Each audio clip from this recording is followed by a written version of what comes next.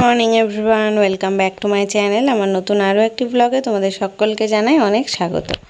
আজকে রবিবার আর এখন সকাল 11টা মতন বাজে, 10:30 কি 11টা হবে। আর বাইরে একদম মেঘলা করে আছে। আজকের থেকে তো ঝড়ের কথা আছে, যদিও আমাদের এখানে খুব একটা ঝড় না হলেও বৃষ্টি হবে, সেটার আবহাওয়াটা সকাল থেকেই বোঝা যাচ্ছে। একদম মেঘলা মেঘলা করে আছে। আর এদিকে আমাদের এসিটা সার্ভিসিং করানোর জন্য এসেছে একজন। ঘরেরটা পরিষ্কার করা হয়ে গেছে, বাইরে যে মেশিনটা আছে সেটাই এখন পরিষ্কার করতে গেছে। তো ঘরটা এরকম লণ্ডভণ্ড অবস্থায় রয়েছে। বিছানার উপর আরেকটা চাদর পেতে দেওয়া হয়েছে যাতে খুব একটা নোংরা না পড়ে। আর বাবা এদিকে চিড়ে দই খাচ্ছে, সকালের ব্রেকফাস্ট। আর আমার সকালে চা খাওয়া হয়ে গেছে। তোমাদের দাদাভাইকে ছাতু করে দিয়েছিলাম, ছাতুর শরবত, তাই খেয়েছে। তো এখন এই বাসনপত্রগুলো গোছাবো। এখন এখানে রান্না বসিয়ে দিয়েছি। আজকে একটা স্পেশাল মেনু রান্না হবে, বিরিয়ানি। হয়তো টাইটেল আর থাম্বনেল দেখে তোমরা বুঝতে পেরেছো। তো এই যে বিরিয়ানির চালটা, বাসমতি রাইস একটু ভিজিয়ে রাখলাম। আর বাইরে দেখো হাওয়া দিচ্ছে, কিন্তু মাঝে সাঝেই হাওয়া দিচ্ছে, ঝোড়ো হাওয়া। তবে খুব একটা যে জোর হাওয়া সেরকম না, তবে বেশ মন প্রাণ জুড়ানো হাওয়া। খুব একটা ঝড় না হলেই ভালোই হয়। ঝড় হলে না আমার ভয় লাগে। বৃষ্টি হোক যত খুশি সেটা কোনো ব্যাপার না, কিন্তু ঝড় হলে কেমন একটা ভয় লাগে। তো এখানে আলুটা সেদ্ধ করতে দেবো, আলু আর ডিম সেদ্ধ করতে দেবো। তবে আজকে ডিম আর ঘরে ছিল না, দুটো ডিম রয়েছে, তাও আবার দেশি মুরগির ডিম। তো ওই দুটোই ভাবছি সিদ্ধ দিয়ে দেবো। একটা ওই হাফ হাফ করে খাওয়া হয়ে যাবে। বিরিয়ানিতে ডিম দিলে ভালো লাগে, যেমন দোকানে থাকে ডিম দেওয়া, বাড়িতে তো ডিম না দিয়ে করলেও হয়। তবে দুটো ডিম রয়েছে, দিয়ে দেবো। আর আলু আর ডিম একসাথে সেদ্ধ বসিয়ে দেবো বলে আলুটা ছাড়িয়ে নিচ্ছি। আর চালটা একটু ভিজিয়ে রাখলাম, কেন ভেজালে না দেখবে বাসমতি রাইস বানানোর পর একদম ঝরঝরে হয়। আর বিরিয়ানির চাল বা ফ্রায়েড রাইসের ভাতটা একটু ঝরঝরে হলে কিন্তু খেতে বেশি ভালো লাগে। তো আলু আর ডিমটা সেদ্ধ বসিয়ে দিয়েছি। আর ওই প্রেসারে দেখলে প্রেসারে মাংসটা সেদ্ধ বসিয়ে দিয়েছিলাম। আর এখানে পেঁয়াজ কেটে নিচ্ছি, অনেকটা বেশি করে পেঁয়াজ কাটতে হবে, কারণ কিছুটা বারিস্তা বানাবো আর কিছুটা মাংসের মধ্যে দেবো। আর 1 কিলো মাংস রয়েছে, পেঁয়াজও অনেকটা বেশিই লাগবে। বিরিয়ানিতে দেখবে পেঁয়াজ আর আদা রসুনের পেস্ট এই দুটোই খুব বেশি লাগে। তো এই যে আলুটা সেদ্ধ হয়ে গেছিলো, আলুটাকে একটু হলুদ দিয়ে লবণ দিয়ে ভেজে নিয়েছি, হালকা করে ভেজে তুলে রেখেছি। আর ডিম দুটোকেও খোসা ছাড়িয়ে রেখেছি। আর এখানে পেঁয়াজ, অনেকটা পেঁয়াজ কেটেছিলাম না, সেটাই তেলের মধ্যে ভাজা করছি। অর্ধেকটা বারিস্তা আর অর্ধেকটা মাংসের মধ্যে দেবো, তাই। তো আজকে ওই ছোটোখাটো করে রেসিপিটা তোমাদের শেয়ার করবো খুনি একটু আধটু। আমি তো এর আগেও অনেকবার শেয়ার করেছি রেসিপি। তো এখানে মশলা বাটবো, একটু আদা রসুন, কয়েকটা কাঁচা লঙ্কা আর গোটা গরম মশলা, লবঙ্গ, এলাচ আর দারচিনি নিয়ে নিয়েছি। এটাই পেস্ট করে নেব। বিরিয়ানির মশলাতে গরম মশলার ফ্লেভারটা যতটা থাকবে না, তত বেশি ভালো লাগে খেতে। আর এখানে মাংসটা সেদ্ধ করে জলটা ঝরিয়ে নিয়েছি। আর মাংসের থেকে যেই জলটা বেরোলো সেটাই এইখানে দেখো হাঁড়ির মধ্যে করে রেখে দিয়েছি। এটা দিয়ে দিয়েই মাংসটা কষাবো, যখন মাংসটা রান্না করব। আর যে থেকেই হাওয়া দিচ্ছে, আমি ওই জন্য একটা জানলা বন্ধ করে রেখেছি, নইলে রান্নার গ্যাসের মধ্যে না হাওয়া লাগছে। আর এখানে যে 1 হাঁড়ি ভাত হয়েও গেছে, ফ্যান ঝরিয়ে ভাতটা রেখেছি, জানলার কাছে রাখলাম, একটু হাওয়া লেগে লেগে ঠান্ডা হোক। আর ওইদিকে দেখালাম যে কেমন হাওয়া আসছে। আর এখানে আমি রান্না করতে দাঁড়িয়েছি না, প্রচণ্ড বেশ হাওয়া আসছিল, ভালো লাগছিল হাওয়াটা খেতে, কিন্তু রান্নার গ্যাসে লাগছে বলে একটু অসুবিধা হচ্ছিল। আর এদিকে এসিটা সার্ভিসিং করে চলেও গেছে মিস্ত্রি। এখন ঘরটা আমি গুছিয়ে দিয়েছি, বিছানাটা ঝেড়ে, বিছানার উপরে যে চাদর টাদর ছিল ঘরের মধ্যে লণ্ডভণ্ড হয়েছিল, গামলা ঠামলা, সেগুলো সব বাইরে বের করে দিয়েছি। আর মাসি এসে ঘর ঝেড়ে ঘর মুছে এখন এঁঠো বাসন নিয়ে গেল কলে মাজতে। যে কখন যখন তখন বৃষ্টি আসতে পারে, ওই জন্য এমনিও সকাল থেকে ঝিরিঝিরি করে বৃষ্টি পড়ছে। আর বাবা এখানে দেখো ঘুমিয়েই পড়েছে। সকালবেলা 6:30টার সময় স্যার এসেছিলো, তখন উঠেছে তো সকালবেলা, আর এখন বেলার দিকে ঘুমিয়ে পড়েছে। আজকে একটু রান্নাটা দেরি করেই শুরু করেছি। এখন ধরো ওই 1:30 মতন বাজে হয়তো হবে। রান্না আমার শেষ হয়েছিল 2টোর সময়, তারপর আমি স্নান করতে গেছিলাম। আর এখানে মশলাটা ওই যে বেটে নিচ্ছি, আর ওইদিকে ওই পেঁয়াজটাই ভাজা করছি। অনেকটা সময় লেগেছে পেঁয়াজ ভাজতে, আলাদা আলাদা করে তুলতে হয়েছিল তো। আর বারিস্তা করতে গেলে দেখবে একটু কড়া করে পেঁয়াজ ভেজে তুলে রাখতে হয়, ওই জন্য। তো এদিকে আদা রসুনের পেস্টটা হয়ে গেলে আমি মাংসটাও বসিয়ে দিয়েছিলাম। মাংসটা কষাতে ফার্স্টে তেলের মধ্যে দিয়েছিলাম ফোড়নে তেজপাতা, শুকনো লঙ্কা আর একটু গোটা গরম মশলা। তারপরে মাংসটা একটু পেঁয়াজের মধ্যে নাড়াচাড়া করে মশলার যেই পেস্টটা করলাম, আদা রসুনের পেস্ট, ওটা দিয়েছিলাম। আর জিরের গুঁড়ো, লঙ্কার গুঁড়ো, লবণ, হলুদ, একটু বিরিয়ানি মশলাটাই বেশি দিয়েছি, আর জিরের গুঁড়োটা একদম অল্প দিয়েছি। আর যেহেতু কাঁচা লঙ্কা বেটে দিয়েছিলাম ওই জন্য লঙ্কার গুঁড়োও অল্পই দিয়েছি, আর একটা বড় সাইজের টমেটো কেটে দিয়েছিলাম, ওই জন্য একদম লাল কালার হয়েছে। তো মাংসটা ওদিকে কষানো হয়ে গেছে, আর কষিয়ে মাংসটার উপর থেকে গরম মশলা ছিটিয়ে দিয়েছিলাম। গরম মশলা দিয়ে আর কষাইনি। আর এখানে ভাত মাংস দুটোই হয়ে গেছে, এবার বিরিয়ানিটা ভাপে দেব। ওই জন্য যা যা লাগবে এখানে গুছিয়ে নিলাম। ঘি, গরম মশলা, বিরিয়ানি মশলা, মিঠা আতর, আর ওখানে একটু কেশরিয়া রং আমুল দুধের মধ্যে গুলে রেখেছিলাম। আর লবণ, চিনি, সেদ্ধ করে রাখা ডিমটা ওখানে রাখা আছে, আর ভাতটাও তো সামনে নিয়ে নিলাম। আর এই যে মাংসটা গরম মশলা উপর থেকে ছিটিয়ে দিয়েছিলাম, আর একটু 1 ফোঁটা মতন মিঠা আতর দিয়ে ঢাকা দিয়ে রেখেছিলাম, যাতে পুরো মাংসের মধ্যে বিরিয়ানির যে ফ্লেভারটা সেটা চলে আসে।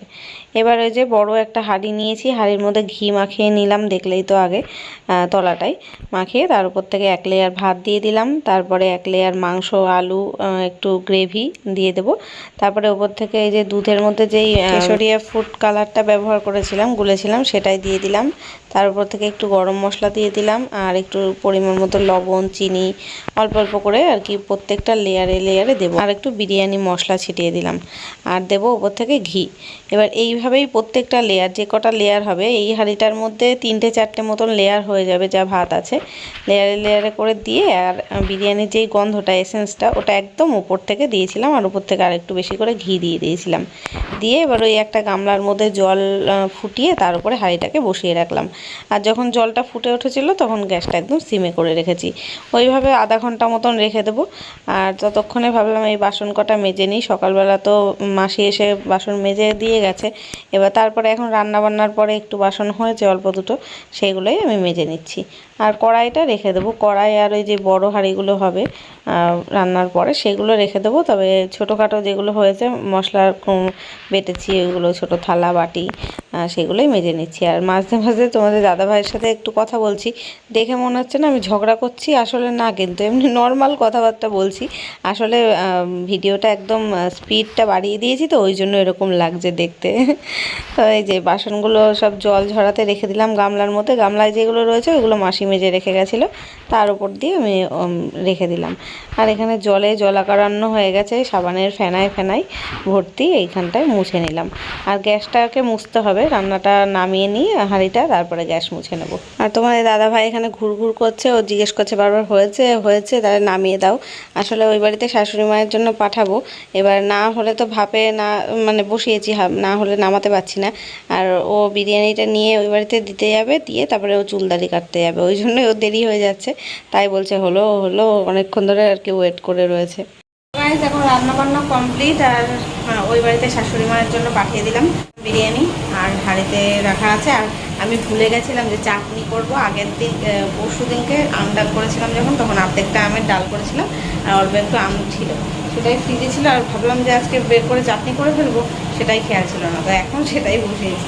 এই যে একদম অল্প একটু 4-5 টুকরো আম, সেটাই একটু চিনি দিয়ে লবণ দিয়ে একটু ঝোল করে নিচ্ছি। আর বাসন টাসন যা ছিল সব মাজা হয়ে গেছে, সেটা কমপ্লিট পরিষ্কার করা হয়ে গেছে।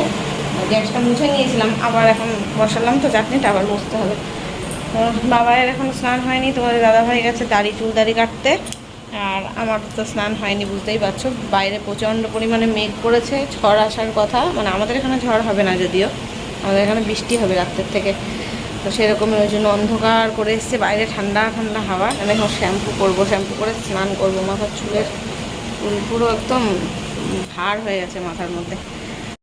বলতে বলতে বৃষ্টি শুরু হয়ে গেল। বাবা ওই কাদা পায়ে ঘরে আসিস না কিন্তু, পাটা ধুয়ে আয়, কলের থেকে ধুয়ে আয়। তাহলে শোন, খেলা হয়ে গেলে পা কলের থেকে ধুয়ে তাই আসবি,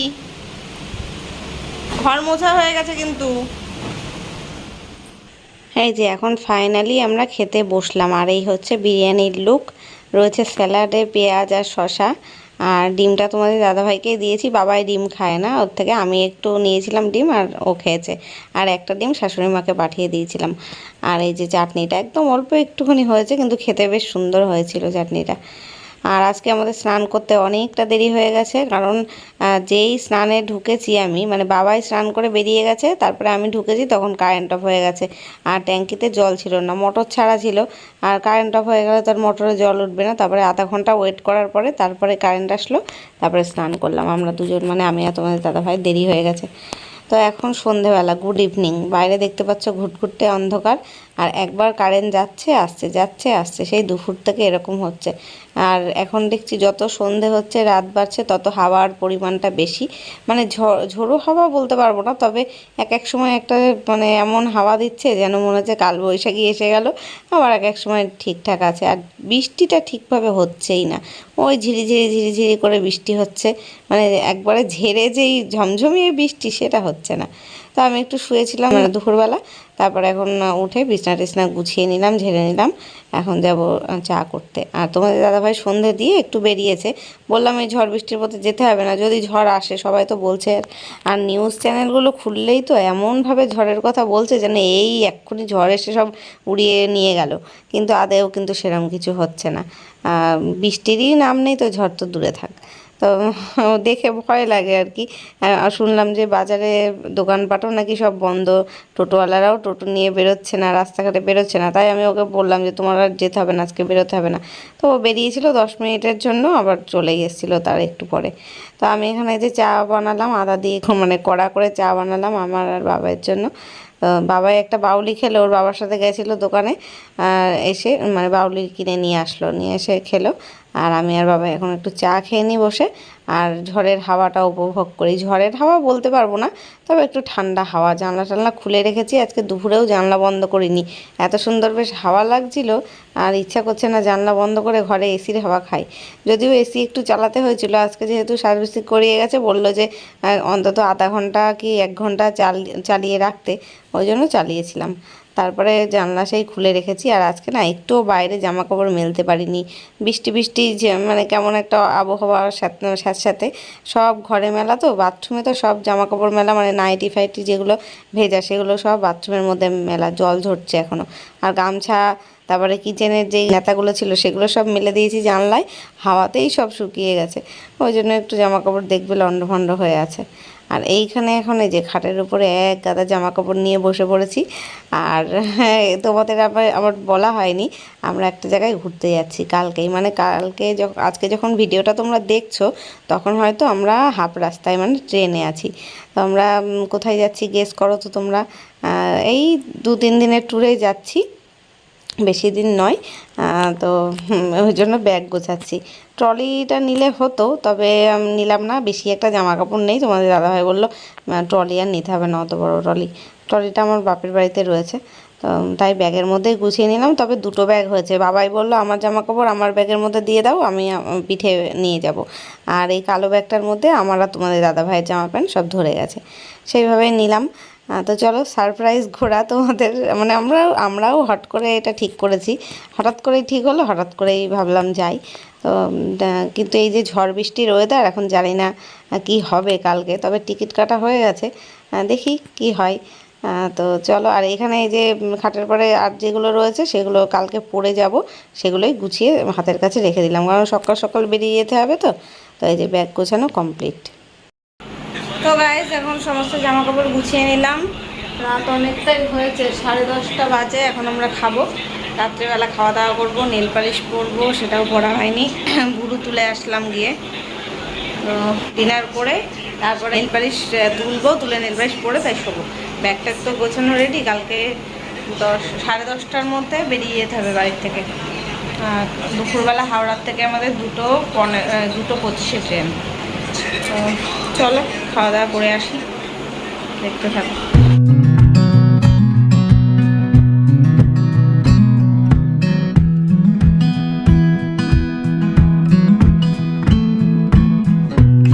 তো এই যে আমরা 3জনে খেতে বসে গেলাম, বিরিয়ানি ছিল, দুবেলার মতোই করেছিলাম।